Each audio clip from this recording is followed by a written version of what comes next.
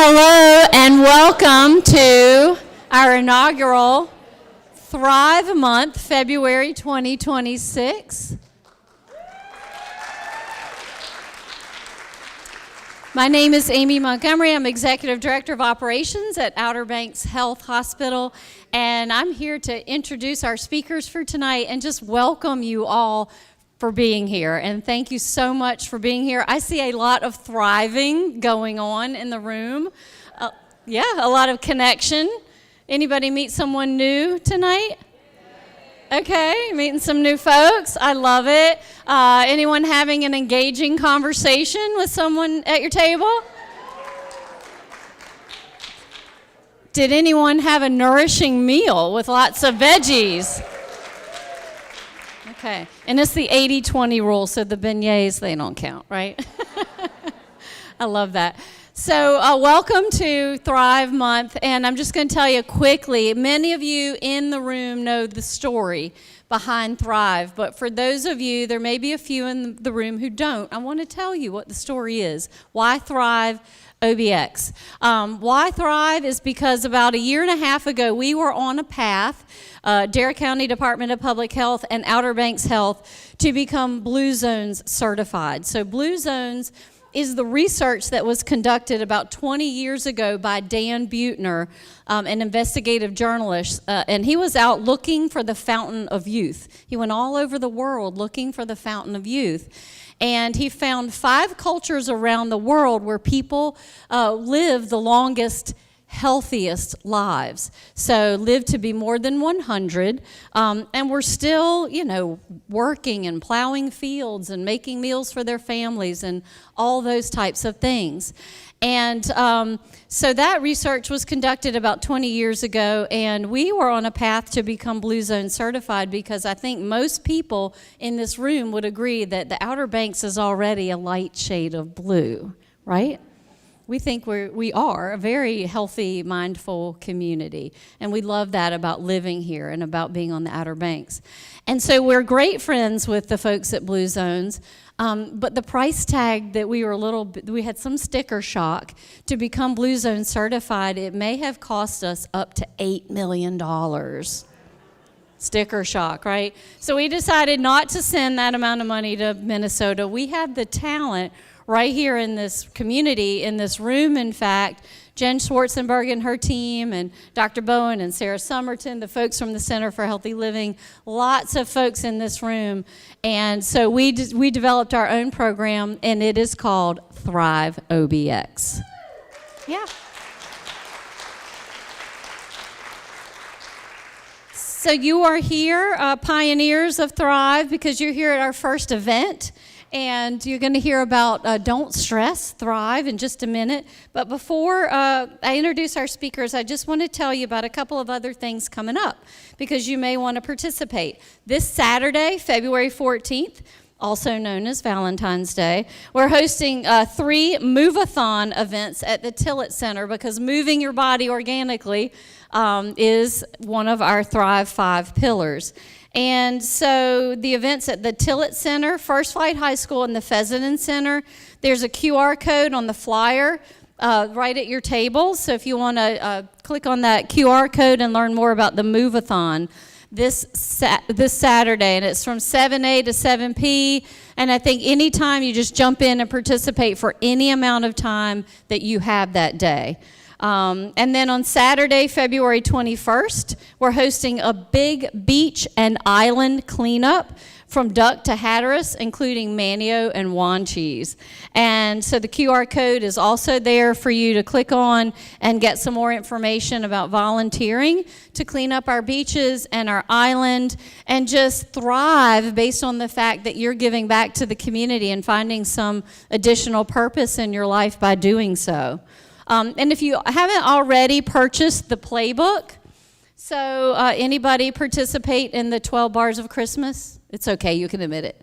Okay, lots of hands go up. Okay, so if you participated in the 12 Bars of Christmas, you'll sort of know what I'm talking about with Thrive Month. So the playbook is sort of like your punch card. If you're participating in the 12 Bars of Christmas, you go in and you get your punch card, and if you go to all 12, you get an ornament or something at the end. Thrive Month is set up very similar, and if you buy this book for $10, there are 25 activities you can participate in throughout the month of February.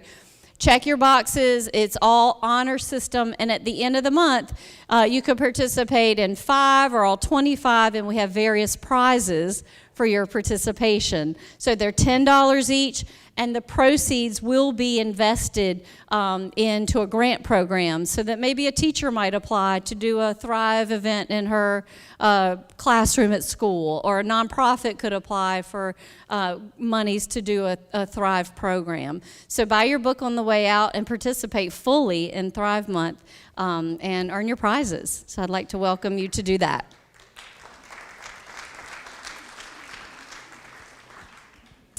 Okay, so I'm now going to introduce you to Dr. Christina Bowen, who is the Chief of Wellbeing for the ECU Health System and also the Medical Director for the Center for Healthy Living, and is part of our Thrive team and has helped us through Blue Zones and now through Thrive. And we just love our relationship and our partnership with Dr. Bowen. And with Dr. Bowen this evening is Sarah Summerton, who is our Director of Team Member Health and Wellness or Wellbeing for the ECU Health System. So what a dynamic duo, and they're going to tell us, don't stress, thrive. Thank you so much, Amy. I'm going to wait for my partner to get her microphone. Thank you so much for having us tonight. It's so much fun to get to be with you all for the kickoff of the Thrive OBX first event. Just take a minute to pause and give a round of applause, I think, to Jen Schwartzenberg and Amy Montgomery, as well as this table of ladies who goes unseen sometimes, that really have put this all together. This is an amazing resource for our community, so put your hands together for Thrive OBX. And Sarah, we're not just doing it for this room of people, are we? We are not. We are also live online for people. And I'm going to say hi to my mom, who's watching all the way from Vermont.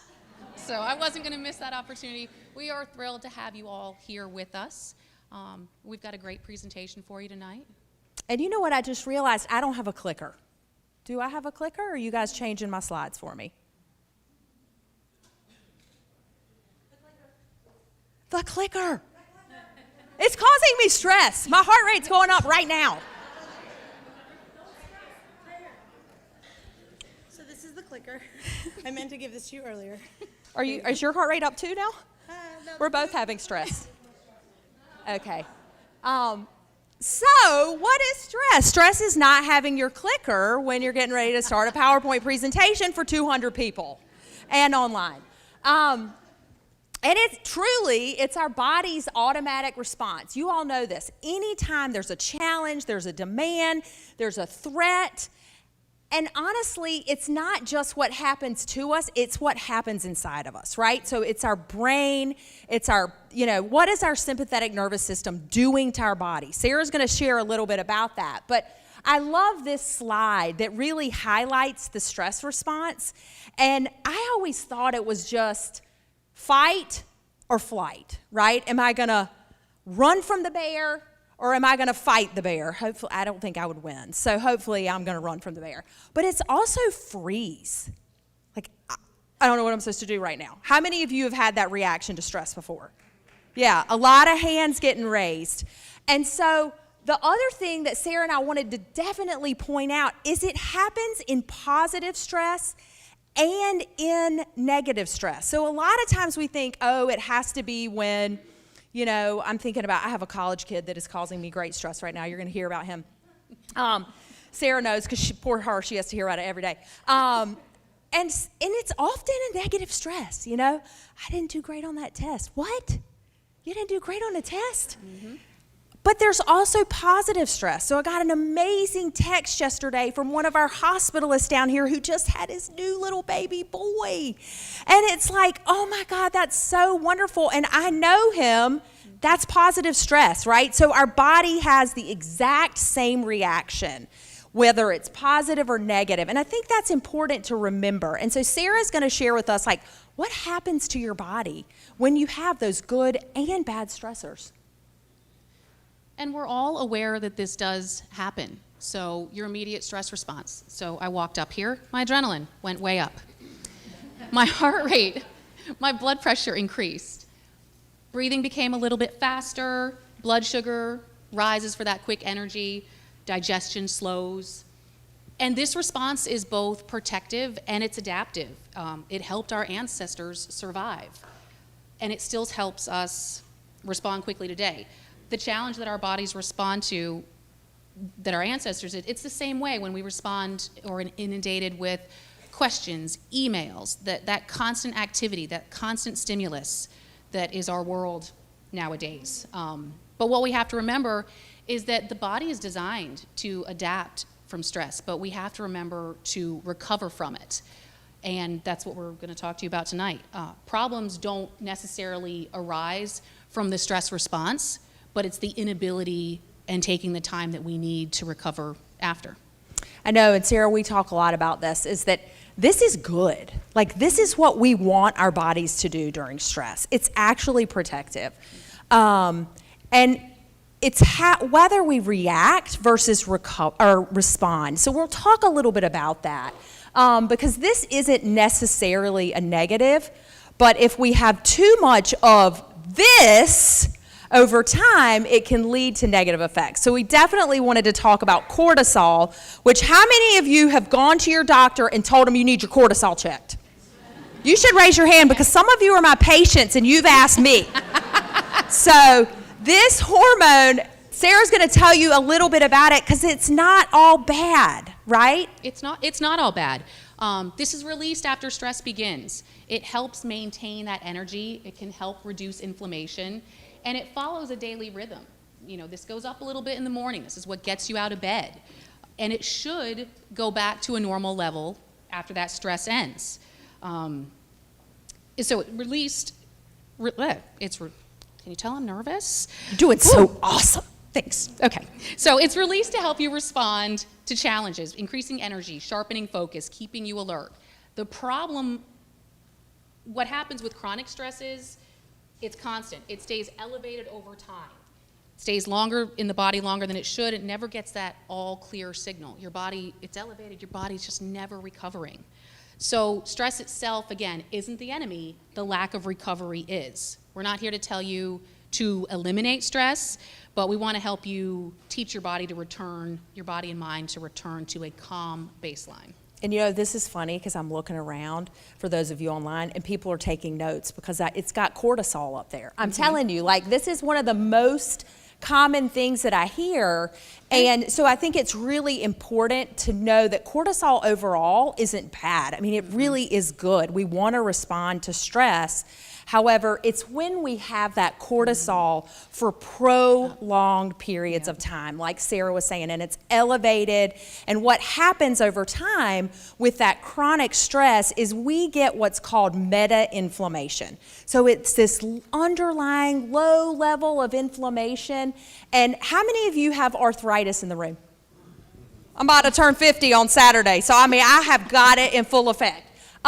So it's itis, right? Anything with an itis means there's inflammation in your body. And so we know that inflammation also is linked to heart disease, right? Inflammation is also linked to dementia. Inflammation is also linked to anxiety and depression and our emotional well-being.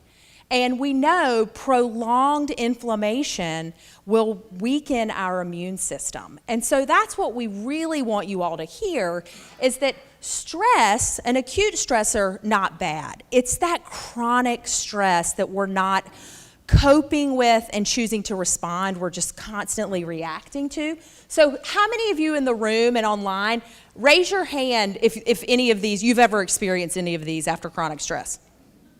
Yeah. It's going to be everybody. Right? It's like pretty much for those of you online, everybody in the room. And that's what Sarah and I were talking about. I mean, I can say, Sarah says this all the time. I'm fine. Everything's fine. I'm like, it's actually not fine because I just talked to you for the last 30 minutes. It's not fine. We got a problem. However, we say it's fine. And then at night, I don't know about you, Sarah, but I wake up at 2 o'clock in the morning and I am acutely aware of how not fine it really is. That would be true. My husband would tell you when I am stressed, I will grind my teeth at night. It is what I will do. I will chomp my jaw and grind my teeth. Yeah. So it happens. So it happens to everybody. So, and being aware of these, I think, is really, really important. Like, wow, I might not be, and Sarah's going to go into this a little bit. Sometimes we don't even realize that we're under chronic stress, that it has just become such a familiar pattern that you don't even know. And your first sign of, wait a second, I may need to take a step back and really look at how things are going, is when you get one of those, you get high blood pressure. Or you start having anxiety and you say, I've never had anxiety in my whole life. Or I can't sleep. Like, what's going on? Sometimes our physical symptoms are asking us to take a step back and say, what's going on?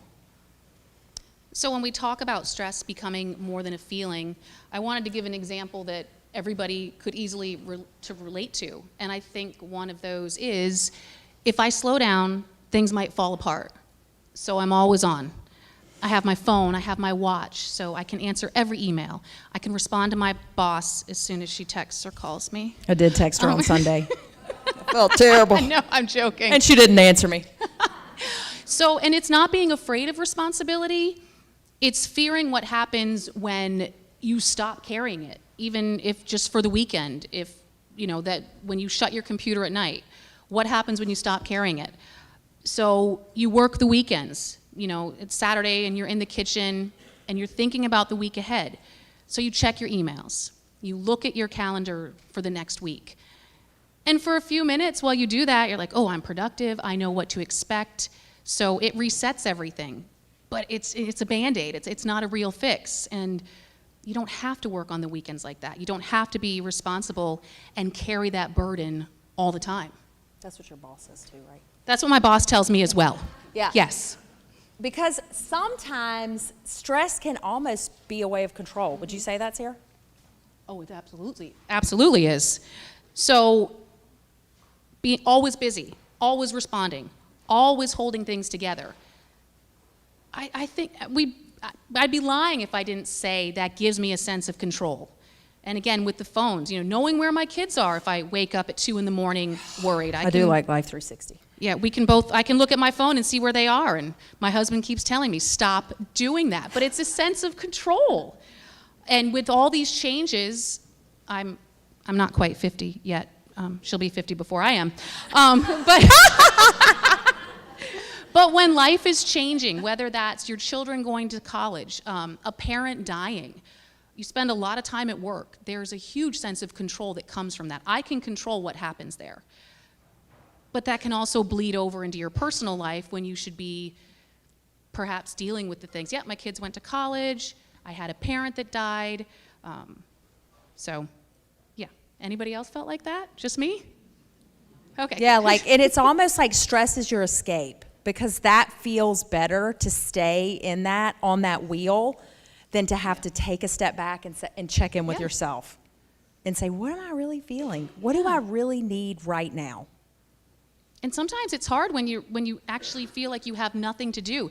That can be uncomfortable. That can be maybe make you feel like you're unproductive. You're not doing what somebody else is doing. You're not getting ahead.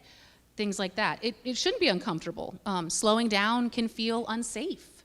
Again, it shouldn't. And so that stress, for some people, it feels protective. It is a protective mechanism.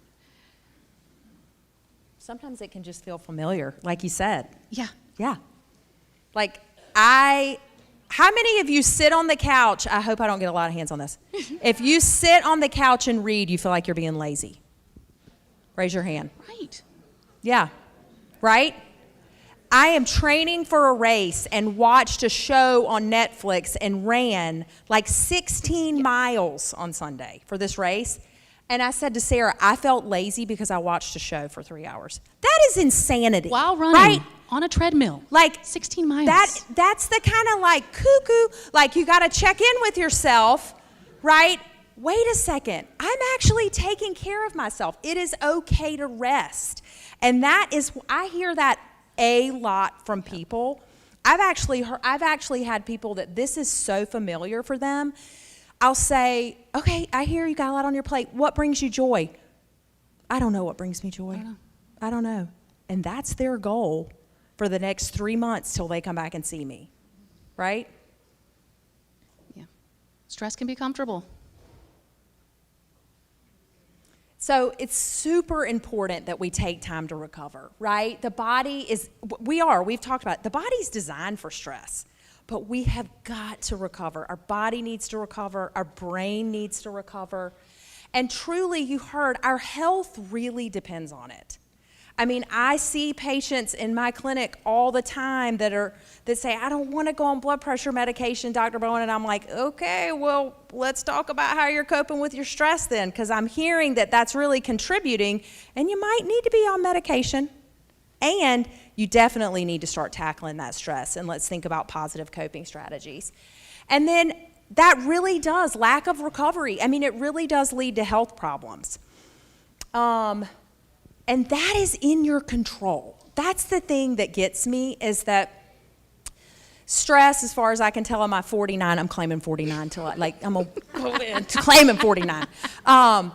Stress is a part of life, right? And stress actually helps us. It makes me get up in the morning and think, I better be prepared for this one, because she's going to be prepared. I can promise you that for our one-on-one meeting, right? And it helps me to be a better parent. It helps me to be a better spouse. And I got to take time to recover, right? And take care of myself. And so you need to notice, what can you do? Notice when you are experiencing stress. Stress is a part of life. Notice it. And one of my partners, I do another workshop on stress with him, and he says, sometimes I'll get triggered and I'll say, isn't that fascinating? Right? Look at how I am reacting, not responding, how I'm reacting, right? And then it's not respond. Usually we react, but you do have a choice on whether you react versus respond, which we'll talk about. And then I think something that's really, really important, and I'm sorry that Mary L. Silk, my partner at the Center for Healthy Living, isn't here, because she is definitely an amazing friend and a great partner that helps me think about this. Notice whether or not your coping mechanisms are helping you or hindering you. And I think that's really, really important, because some things, and I'm not going to point anything out particularly, but you guys could probably go down the rabbit hole and know some of the things I'm inferring. Some things can be toxic for us, right? And they're actually going to contribute to your stress, and they're actually going to hinder you. Whereas some things really can help you, and they can help prevent that stress. And I just would say it's really important to think about what new coping mechanisms you might want to invite in for dealing with stress. And we're going to go through that, because some of you might have some right now. I love the concept of self-care versus self-soothing. So self-care, I mean, everybody knows self-care. It's like on every book in Barnes & Noble. If you ever go into Barnes & Noble, who does that anymore? It's probably on your Kindle, right? It's on, you can get them for free. Self-care, self-care, self-care. But it really is that important. And self-care is something that we do every day or every week to keep us grounded. So you're grounded in things that are most important to you. For me, I wake up every single morning, write 3 things I'm grateful for, my prayers and intentions for the day, and my husband will not talk to me before I get that done. Like, he'll look and he'll start, like, that is what I need. And I know you shared, who knows UNC and Duke played? Just saying. So I said to Sarah, you got to be ready for some of your self-care, so you can tell the story, because you're wearing Carolina blue. I am wearing Carolina blue. So, and I want to point out, self-care doesn't have to be expensive. There are things that you can do for self-care that you can pay. But since our boys, I should say, went to college, I really have focused on nutrition, exercise, and sleep. And I do not negotiate it. She does not. I have a friend that says, I do not have fear of missing out, but I have fear of missing sleep. And she's absolutely right. So those are things, and the sleep. Because she was asleep. I said, Sarah, did you see the Carolina Duke game? It was and our awesome. boys, all 3 of our boys go to Carolina. I was asleep. I said, what? You were asleep? And then I just talked to Scott. He goes, I know, it wasn't even a late game, but yeah, she was. She was asleep. And our boys were charging down Franklin. Because all 3 of our boys attend Carolina. So the things that you can do, and also, eating for your body. If at this age, if I go out and eat an unhealthy meal, I don't feel good the next day. If I go out and eat something like was prepared tonight, I feel great the next day. Yeah. Those are choices that we can make that don't require us to spend money on a massage, which is also a wonderful self-care. But those are things you can do every single day. The waking up, I do some deep breathing in the morning. Sometimes I bounce on a little trampoline that I have. I also constantly say nice things to myself. You run really cold weather, too, outside. She's And from Vermont. I will walk outside no Yeah. matter the temperature. She does. She just doesn't care. It's I pretty always tell, impressive. and I used to tell patients when they said it's too hot or too cold, you dress for the weather. Yep. So- because you can't control the weather. You can't. That's right. One of the other things I want to point out too, because this is an Outer Banks Health event, is medical care. So getting your checkups, getting your mammograms, going to see, having a primary care doctor. Thank you so much to Outer Banks Health, because now we have amazing access to incredible primary care providers. I'm sorry, I took one of them.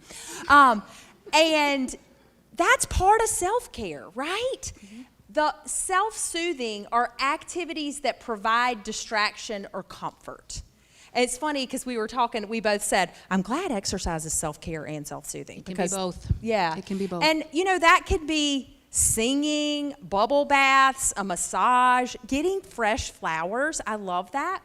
But that's really things that allow you, like, I know I'm in a stressful situation and I know that this is going to invite my parasympathetic nervous system, not the sympathetic nervous system, my parasympathetic nervous system, which calms me down.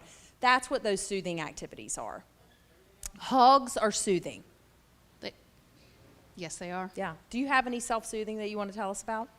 That are your My favorite? husband definitely gives me a hug every day, and it doesn't have to be a quick hug. Let it be, really squeeze each other. The exercise is a big one for me. Time off from home responsibilities. I don't have childcare anymore, but almost every afternoon, and I know when my husband's ready to do this, we will take our dogs down to the park and we just let them run. But it's become a habit, and it's usually a little bit before 5. I may come back and check emails, but that habit, getting out in the middle of the day, I've already exercised in the morning, but that is our time together, time with the dogs, walking, talking, and I find that extremely soothing. We look forward to it. Scott should feel good right now because he's actually part of your self-soothing. He is absolutely He's part feeling of really my loved self- right yes. now. I'm feeling it. Yeah. He is. Who in here has some self-care activities? Just can you think of one self-care activity that you're doing every day? Raise your hand. And there is no judgment. There actually are not a lot of hands. I'm just saying that to the people online, not to y'all. There's not. How about, so there's an invitation there. Start thinking while we're talking. Start thinking about self-care. Amy's given a ton of amazing events through Thrive that I would say are 100% self-care. Just this night with Connection is self-care. So how about self-soothing? Who in here has a self-soothing like, okay, this is what I'm going to do and it's going to help me calm down? Raise your hand.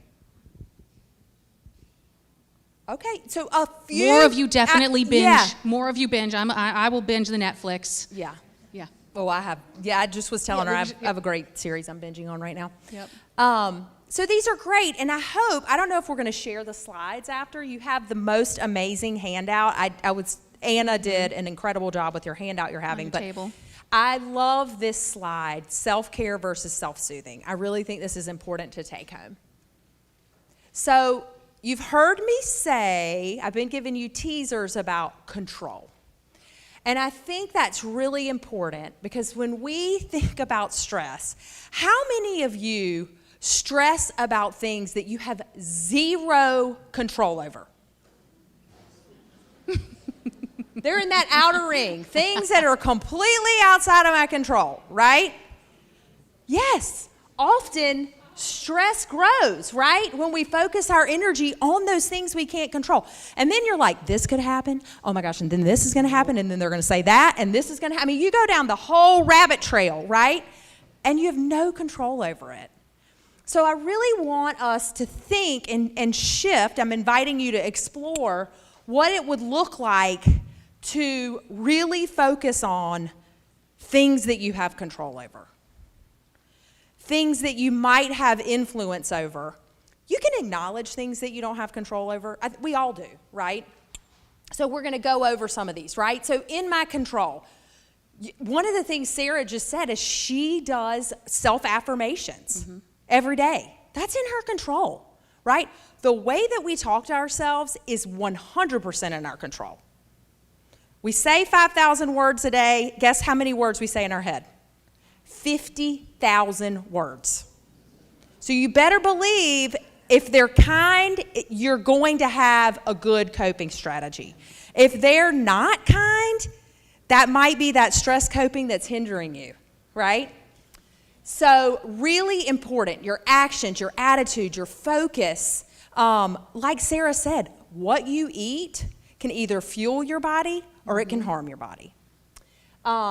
Exercise. My dad, who I adore and is not watching online so I can say this, he'll say, yeah, I don't know if I'm going to exercise. I'm like, Dad, you have got plenty of time today to exercise. It's completely in your control when he starts talking about his blood sugars getting elevated. Completely in our control. So thinking about self-care is one of those things you control. Sphere of influence. I'm sorry this is so college focused, but I feel like my children went from something I had pretty good control over, maybe. Great control over. When they were underneath my roof, and then they went to college, and woo, I'm hoping I can influence it. It might just be totally out of my control. But, relationships, you can't control another person. You can control how you show up and how you interact with that person and influence the relationship, but you cannot control it. And your work environment, I would like to say 100%. I mean, for those of us that are still working 8 to 5 in a job, I feel like I'm looking at some of my ladies up here that volunteer, and I'm like, they actually work more than I do. Test judge gets up earlier than I ever will, and works more hours than I do in a day, 100%. So really thinking about how are we influencing those work environments and our health. I love this because that could be in the outside of my control, your health. But you see, your genetics, you're born with the genetics you got, right? However, there is something called epigenetics, right? And so you actually can, with lifestyle modifications, exactly what Amy was talking about with the Thrive 5. They did this intentionally because it is backed in science, and it does influence your health and your health outcomes. We know that. There's good science. So I want you to know that that is one of those things that can be in both. It could be in the influence and out of my control. And I think outside of my control is a perfect example is the weather, right? This insane snowstorm we just had. And how many things got canceled. And I had so much fun saying what my grandma always said, well, you can't control the weather. No, you can't. It's totally out of your control. Traffic. You also can't control the future. And that's hard. Do you have anything to add on these? No, just again, I'm just going to the in your control, the sleep, the exercise. I really encourage everybody to take a look at what you can control, and part of that is what we put in our bodies, the exercise, the sleep. It will influence the sphere of influence and things that are outside my control. So yeah. My patients are used to me saying that. What are you eating? How are you sleeping? Are you exercising? Yeah. And stress can feel like a sense of control. And in uncertain moments, busyness can reduce anxiety, that quick reaction that's not purposeful, that's not well thought out. At least I did something. I reacted. Sometimes it can be right, but I would argue other times you got to take that pause. So stress offers that temporary control, but it's exhausting. And if you are constantly stressed, there's no time to recover. No time whatsoever. So tell us about responding versus reacting. So this is another takeaway that we would like you to take away. So reacting quickly, it's not the same as choosing intentionally. So I would say when your adrenaline goes up and your heart rate goes up and you feel yourself becoming stressed. Your cortisol goes up. It will take practice and discipline, but I want you to count to 5 in your head. Take a deep breath. Do those things so that you can purposefully make a decision, but it's not a reaction. It's not that quick reaction. Speed is not control, not here. That awareness is. I might say something I regret. I need to think a little bit harder. I really need to be purposeful about what I'm going to respond with here. And take that time. There's so much power in that pause. Heart rate will come down. You'll feel better. You're going to be thinking more clearly. And then you may not regret saying something wrong or taking a wrong action. Yeah. And you might end up saying the same thing. That's true. However, the way that you deliver it might be completely different if you've given yourself that space to respond rather than react. Mm-hmm. And I love this quote by Viktor Frankl. It's one of our favorite quotes now. And Viktor Frankl, for those of you that don't know who he is, he's amazing. He survived in a concentration camp. He's a psychiatrist. And he says, between stimulus and response, there is a space. In that space is our power to choose our response. In our response lies our growth and our freedom. So we can come back to that. I see a couple of you writing that down. Oh, my bad. We can come back to that. This is an amazing quote. Yeah. Feel free to take a picture. Is it? Oh, good. Take the purposeful pause. Oh, good. It's in the handout. It's on the sheet on your table. I told you, You've got Anna made an amazing handout. Awesome. So it's on your handout, the superpower handout. I've already told Anna, can I have that in the clinic for patients? I really think it's so good. I want to have it. We want you to take a moment and consider. And you know, just because we've been in here and this is an interactive session and whatever those questions are, what they are, I did not see a lot of hands. And there's zero judgment around that when we said self-care. So I want you all to take a moment, if everybody doesn't already have a beautiful handout that Anna created, flip it over on the notes section. I want you to write down one thing that you are taking away today that you are going to do that is self-care.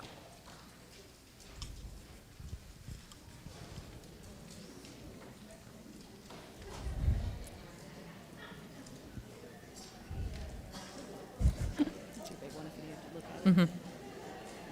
I can't see it without my... No, you're good.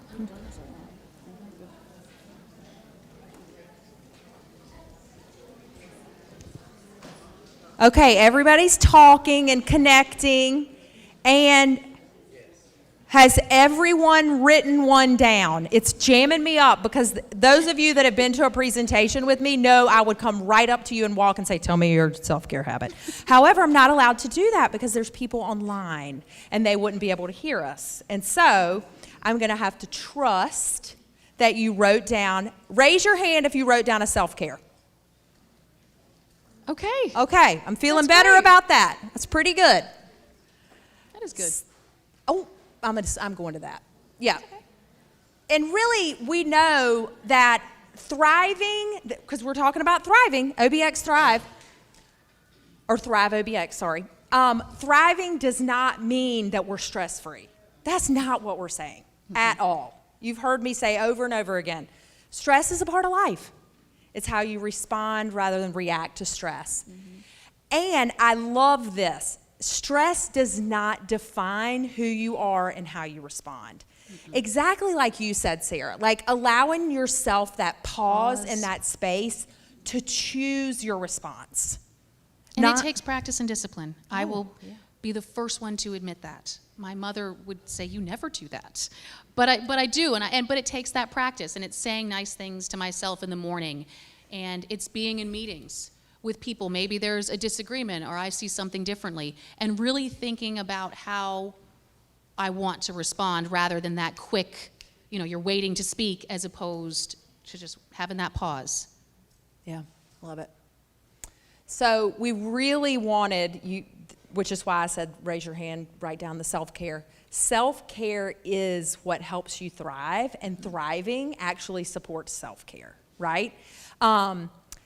And I think something that Sarah and I had this amazing study from Gallup. They did a huge study, and it said that the number one thing that influences your overall well-being is your work environment. And so I know not everybody in here might be working. Might be working. You may be retired. But I don't agree with that, because I feel like one of the things we did take from the Blue Zones is the sense of you're always working. Always, right? Ikigai, what gets you up in the morning? What's your sense of purpose? So who are you surrounding yourself with? And so I think I'm going to go off what Gallup said. It's where a lot of us, I spend more time at work than I do at my house, right? A lot of the people in the room, I know you spend more time volunteering than you do at your own house. So who are you surrounding yourself with? What is that environment like, right? It's really, really important. I think boundaries are something that's so important around self-care, because to Sarah's point, busyness and stress can sometimes feel so familiar. You're like, I'm not taking time to go walk with my best friend on Friday morning, or go walk with Scott at 4:45 in the afternoon. Mm-hmm. But if you don't, then you truly can't thrive. And people, you, first and foremost, you don't get your favorite version of yourself. And other people do not get the best version of you. They just don't, if you're not taking time to care for yourself. And I would say we want you to pick some self-care and talk about self-soothing. Think about setting some boundaries with yourself. And for those of us that may still go into the workplace, if that means when you close that computer at 5, you don't check your work email. If there is an emergency, they will find you. I promise they will find you. We will stalk you. They will know. They will find you. But so set some boundaries with yourself. I'm not going to look at my work email after 6. I'm not going to pick up my phone for at least an hour each day. I'm not going to take my phone on my walk. So think about doing some things like that. That will feel normal. We don't take our phones on our walk unless, well, we do now. We have a dog that tends to run away, and so we kind of have to do that now, because otherwise he ends up on Facebook and our neighbors are calling us. But set some of those boundaries with yourself. See if you can do it. For a lot of people, not looking at their phone is extremely difficult. So set a timer on it, but then put it down. I close my computer, and when I do, I now close my office door on the days that I'm working from home. I don't go back in there. Do I slip up sometimes? Sure. We all are going to have those slip-ups. But do some of that. You will give yourself so much more by doing that. I'm able to give more to my husband. I'm able to give more to my kids. So set a few boundaries. Boundaries are not always bad, and you don't have to always set them for other people. You can set them for yourself, too. And Sarah, you reminded me of another great quote that David Lappin, who is helping us with some of our leadership development at ECU Health, he says, our greatest asset is not our presence. Our greatest asset is our attention. So what are you giving your attention to? And so to me, that's the boundaries that you're setting. I have a 10-year-old, some of you know Waddy, and I was like, he's telling me a story, and he's like, Mommy, I need you to listen to me. And I said, I am listening to you. He's like, no, I need you to listen to me with your eyes. Because I was staring at my phone. Your attention to yourself and to those people that you love is your greatest gift that you can give to yourself and to the people you love. It matters. So, a key takeaway. You do not need to eliminate stress to thrive.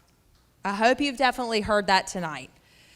And awareness of control gives you the ability to choose again and respond versus react.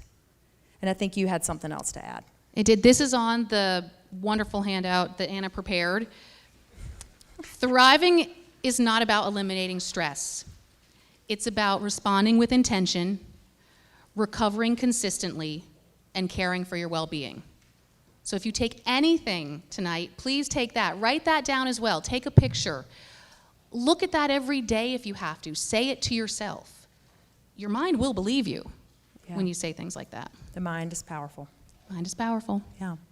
So thank you for spending time with us tonight for the kickoff of Thrive OBX. We hope you will join us for some of the events. You have a lot of opportunity to move your body on February 14th.